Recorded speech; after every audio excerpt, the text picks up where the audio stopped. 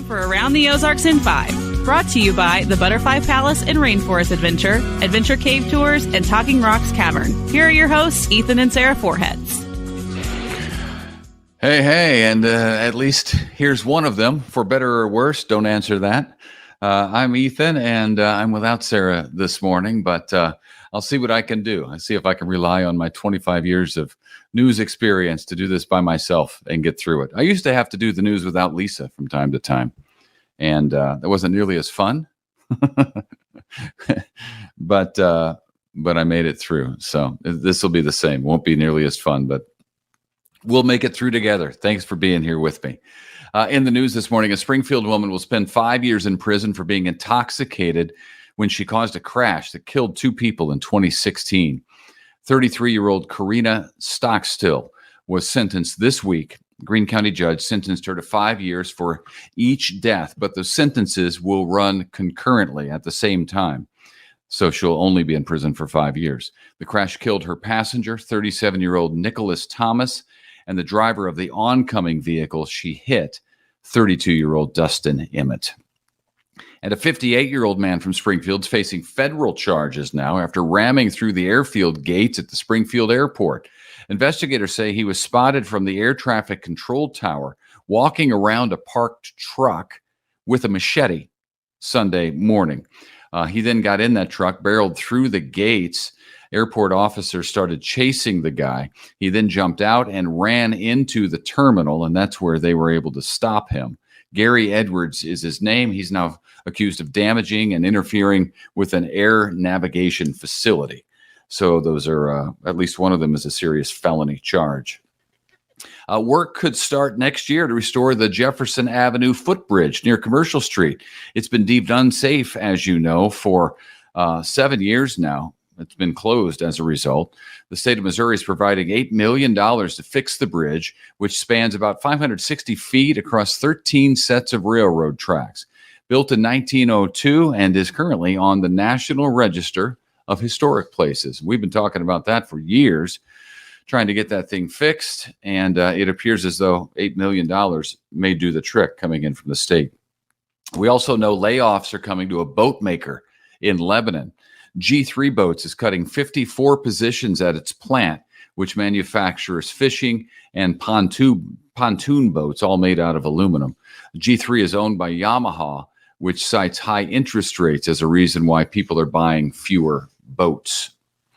The state of Missouri is getting more than $800,000 from a company following a data breach.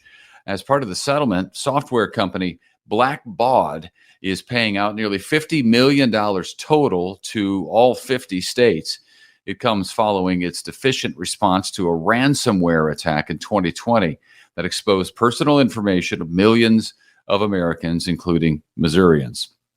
No word at this point on what the state will do with the money. That always gets me every time there's something like this, because it's my data, your data, potentially, that was stolen by this company, or that was stolen by hackers that were allowed to steal it through the company. The company was hacked. The company has to pay a huge fine, but it's to the governments, which I don't know that they did anything. I don't know if their information was stolen, but yeah, there's never a follow-up to see what the state does with that money. Does it go back to consumers somehow? My guess is it doesn't, but I don't know if anybody in the news if the real news is watching, that may be a good follow-up story to figure out where that $800,000 is going. A handful of area schools are forming, a new conference in the Ozarks. It's called Ozark Mountain Conference and will start in the 24-25 school year. The Ozark Mountain Conference will include, here we go, Branson, Bolivar, Carl Junction, Logan Rogersville, Marshfield, and West Plains. Those are all the schools in the new conference, and they were chosen because of similar community values and enrollment numbers. So the new conference, Ozark Mountain Conference, will start 24-25 school year. Ozark is turning to its residents for a little bit of guidance on shaping its future. Specifically, the project is focused on the future of Highway NN on 3rd Street as well as South Street. Those are all big streets in Ozark. The city has released a survey called Onward Ozark, and that is available now for you to fill out if you like on the city's website. City of St. Louis, meanwhile, is launching a program to send $500 of taxpayer money to more than 500 low-income families every month. The city is taking applications for payments, which will continue for 18 months. The mayor argues it will give residents the resources they need to get out of poverty. The city is using $5 million of, can you guess? COVID money, that's right, to pay for this. $1 million is coming from the founder of Twitter, Jack Dorsey. He's a St. Louisan as well. But I don't know. That'll be interesting. 500 plus families, and the state's just going to give them, or the city is just going to give them $500 a month for 18 straight months to see what happens, I suppose. Kansas City Chiefs will play tonight, and the team is hopeful that Travis Kelce will be able to play along with them. Of course, fans are pretty hopeful about that as well. The star tight end injured his ankle against the Minnesota Vikings on Sunday night and has only had a few days to heal because it's not a Sunday night and then Sunday game the next week. It's Sunday night and then Thursday game. So that doesn't help things. He did score a touchdown after his injury, and the Chiefs win. Tonight's kickoff, 7:15 against the Denver Broncos at Arrowhead. Go Chiefs. And the annual eclipse is happening this Saturday. It's known as a ring of fire. And boy, it's something. It occurs when the moon is in front of the sun, creating a circle of light with darkness in the middle, like a ring of fire, black in the middle. Very cool. The Ozarks will see around 65% of totality starting at about 10:30 in the a.m., peaks at about 11:45, and then ends at about 1:30 in the p.m. on Saturday. You do need certified eclipse glasses to look at it because you'll be gazing straight at the sun. That can do some damage. So get some of those glasses. We had them a few years ago when that big eclipse happened. We had those glasses. They were in my car forever, but I don't think they're there anymore. I tried to use them as sunglasses while I was driving. That was a little much.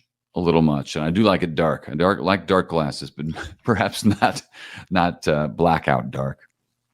Hey, if you hate the taste of coffee on airplanes, and there is a difference, you may just love this. Alaska Airlines has partnered with coffee brand Stumptown to create its own coffee blend that's supposed to be immune from the altitude changing effects that make coffee served on airplanes taste, well, terrible, not good.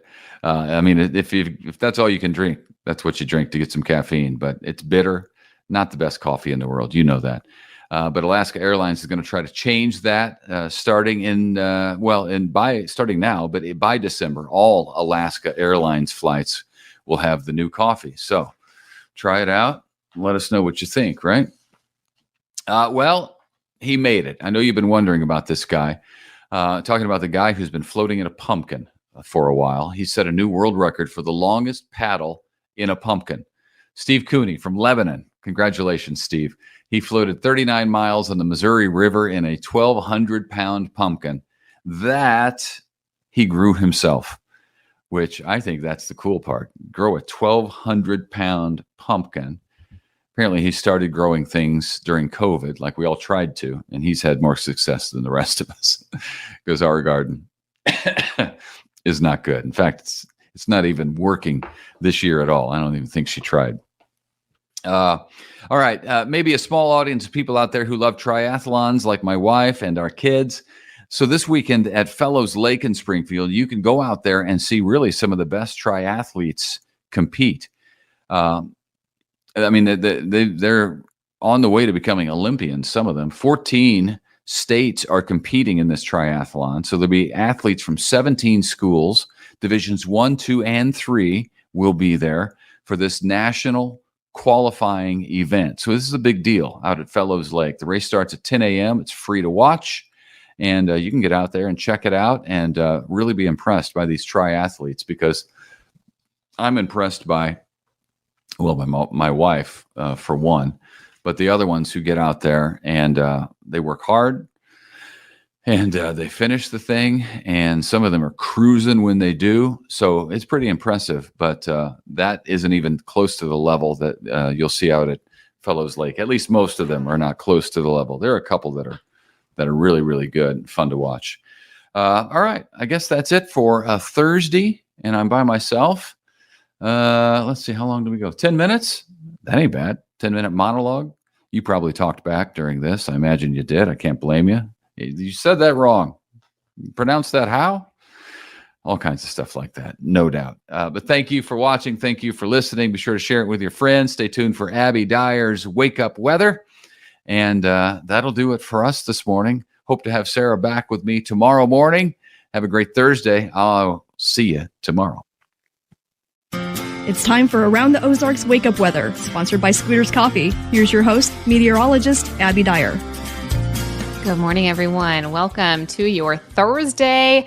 Somehow it is October 12th in the Ozarks, and we are starting out with temperatures that are pretty comfortable in the mid-50s this morning, and now we are seeing numbers that are going to climb into the mid-70s this afternoon. Another comfortable day temperature-wise, 76 degrees, that high temp for you.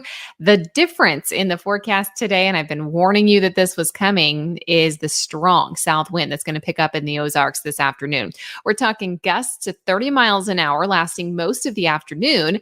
It'll be a warm wind, but windy nonetheless. So if you have any outdoor plans going on, keep in mind that the wind might be kind of bothersome if you're going to be outdoors today. It's really kind of the day in the forecast that we see things start to change for us. A stronger low pressure system is going to be building in from the west, allowing for shower and thunderstorm chances to return to the Ozarks. And this is going to be the change into a big, big cool down as we head into the middle of the week. But today, it's warm and windy across the Ozarks. I said it already, 76 for that high temperature. High temp, nice, but the trade-off for that warmth this time of the year, it's the wind. And I have a south breeze. It's already going out there. It's only going to pick up as we get closer to midday. Rain and storm chances will return for us late tonight. In fact, it's late tonight and early Friday that we have the best chance for rain in the forecast. It's not going to be like this big, huge soaking rain that everyone sees. However, it's the best chance for rain in the extended forecast. And I think we'll have some thunder and lightning around late tonight. Something to keep in mind. If you hear thunder and lightning, I'm not really expecting severe weather, but it will be windy through this time period as this round of unsettled weather kind of moves through the area. Thursday, we have temperatures that are going to be near the upper 70s, but winds gusting to 30, 35 miles an hour. It's still windy on Friday, but we're going to hold on to the cloud cover. Chance for precipitation goes down a little bit on Friday. I think we start to see some of those showers and storms out Friday morning in the eastern Ozarks, and those will be moving east as we go through the day.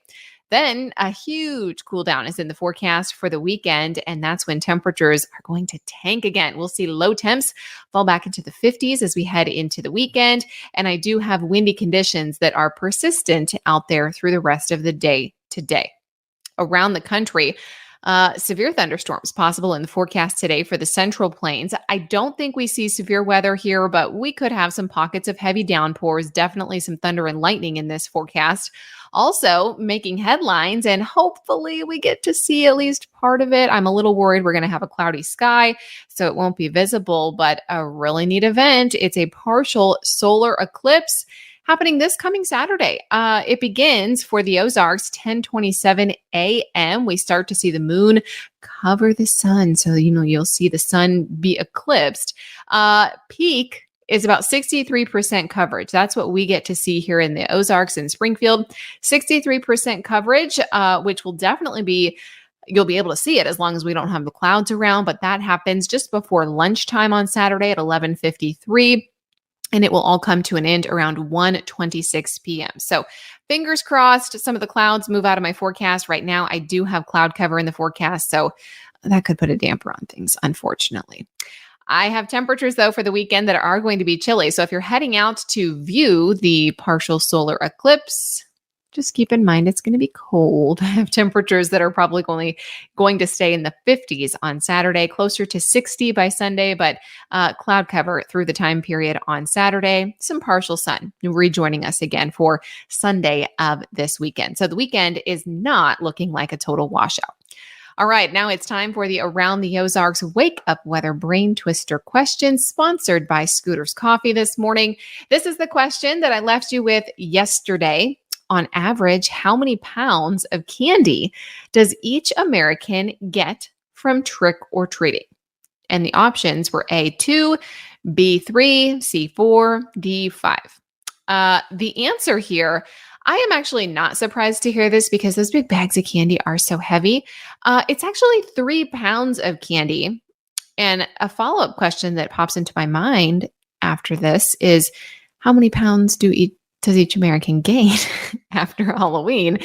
And it's probably similar to the weight of the candy that they receive. I don't know. Feels about right for me most years. 3 pounds after all the Halloween candy. B, 3 pounds. The answer today. Sometimes it can be more than that, though. I mean, kids oftentimes have like these huge bags that do get pretty heavy from year to year. So 3 pounds on average, some more, some less. Here is your chance to win $20 to Scooter's Coffee for tomorrow. The British royal family is reportedly banned from playing which game?